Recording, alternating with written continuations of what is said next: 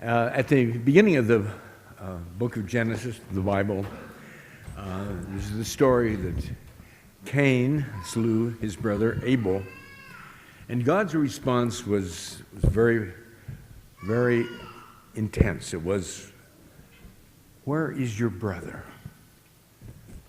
The point is that God cares how we treat each other, and this concern is deepened and made more powerful even in the gospel this morning, which describes Jesus' first official appearance in the synagogue after he had come out of the desert.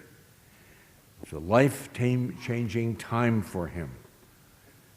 He stood up, they gave him the roll, he unrolls it, and after 50 feet of parchment, he had to unroll for 50 feet, he had this passage that he really wanted, because this passage summed up what he was about and what he wanted to do and be in the beginning of his ministry. Its answer to God's question is, "Where is your brother?" His passion. It's more than a mission statement. It's his whole ministry. It's the good news. It's the title of the book of his life. It's that powerful moment in which Jesus reveals who he is. I'd like to invite you, if you are moved, to repeat after me.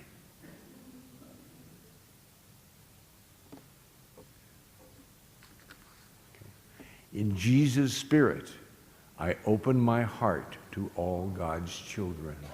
In Jesus' Spirit, I open my heart to all God's children. So that's very nice, but what does it mean specifically? It means that we are committed to a way of thinking and acting and loving in our relationship with others, viewing the world.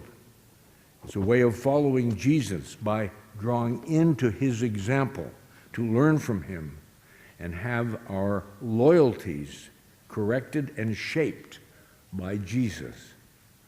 It implies some verbs. So I've got a few verbs here to share with you this morning.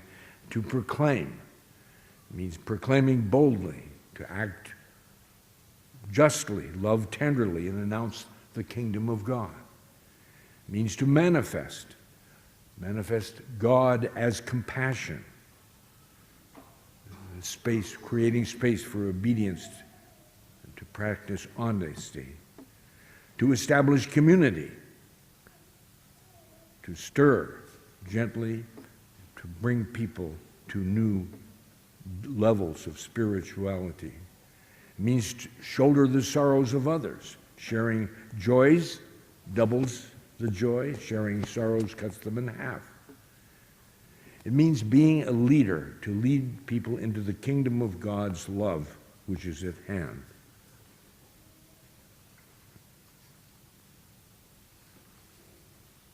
Okay. After me, I strive, like Jesus, to live a life of compassion. I strive, like Jesus, to live a life of compassion. See, the problem is that the world is so big and complex, and suffering is so deep.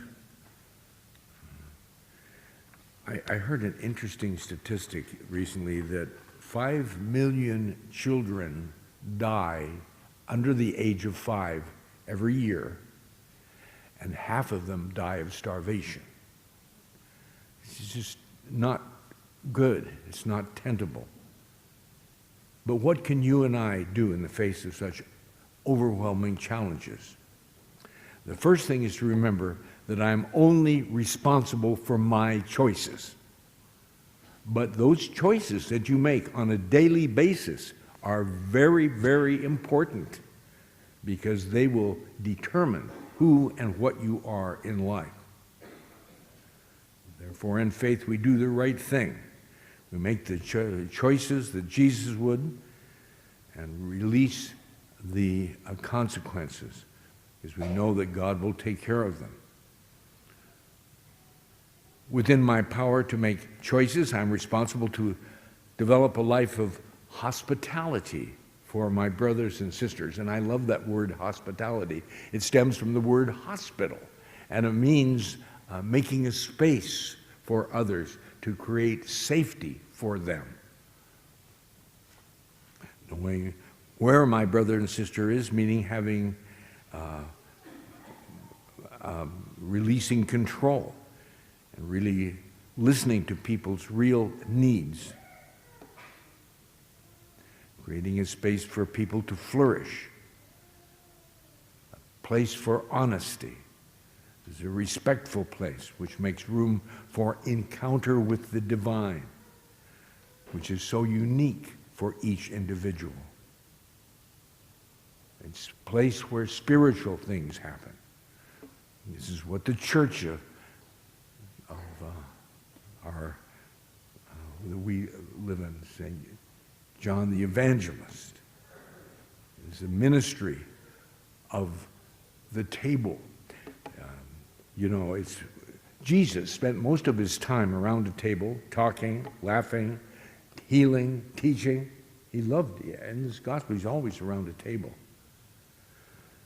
And what is in the center of every Christian church in the world?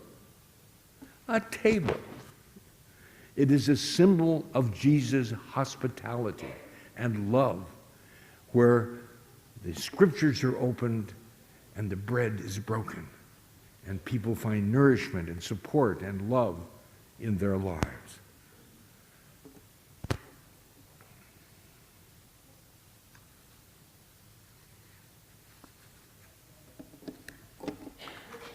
As a Catholic, I value belonging to a community of compassion. As a Catholic, I value belonging to a community of compassion. This morning reveals the core of Jesus' ministry, the fact he cares about all his brothers and sisters, yes, even all 7 billion of us. I just heard another interesting statistic that 20% of all the people who have ever lived are alive today. So this message of compassion is even more important as we daily face on a threat, issues of global warming and the whole litany of things that are problematic for us. And I can only speak for myself, but I love belonging to a universal Catholic church of 1.2 billion people, headed by a wonderful enlightened leader, Pope Francis, who speaks a word of sense and sensibility in a crazy world. It's a community formed in Jesus' image, which strives to be part of the solution as we create a safe space of affirming with God and Jesus, I care about you, my brother and sister.